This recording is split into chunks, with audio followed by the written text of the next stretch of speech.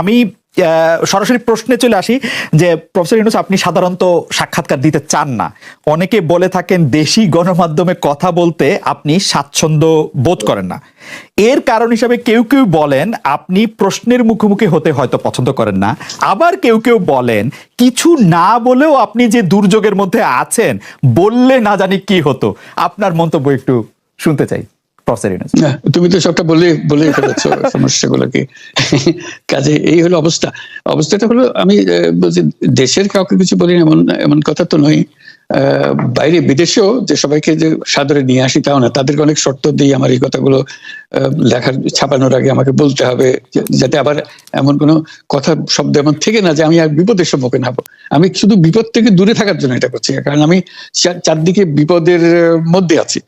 কাজে কথা না বলা এটা একটা নিজেকে রক্ষা করার একটা সুবিধা আর কি। কত কম বলা যায় ততই হয়তো ঝামেলা থেকে বাঁচবো। সম্পূরক প্রশ্ন করতেই হয়, নিজেকে কতটা রক্ষা করতে পারলেন প্রফেসর ইউনূস?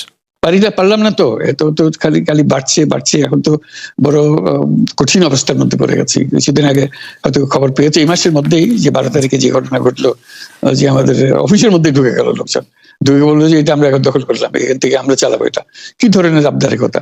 আমরা পুলিশের কাছে গেলাম, বললো যে আমরা এই ব্যাপারে কিছু করতে পারবো না।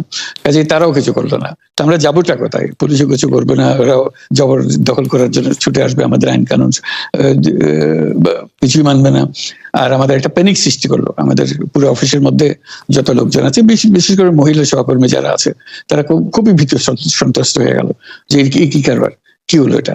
কাজে সমস্যার পরিমাণ বাড়ছে, কমছে না। সমস্যার পরিমাণ বাড়ছে, কমছে না। আমি একটু পিছনে আদালতে আপনার বিরুদ্ধে রায় ঘোষণার পরে আপনি একটা প্রতিক্রিয়া দিয়েছিলেন। সেই প্রতিক্রিয়া আপনি বলেছিলেন যে বাংলাদেশের একটি কথায় আপনি এরকম বলেছেন যে বাংলাদেশের প্রতিটি নাগরিককে অন্যায়ের বিরুদ্ধে এবং গণতন্ত্র এবং মানবাধিকারের পক্ষে এক কণ্ঠে কথা বলার আহ্বান জানায়।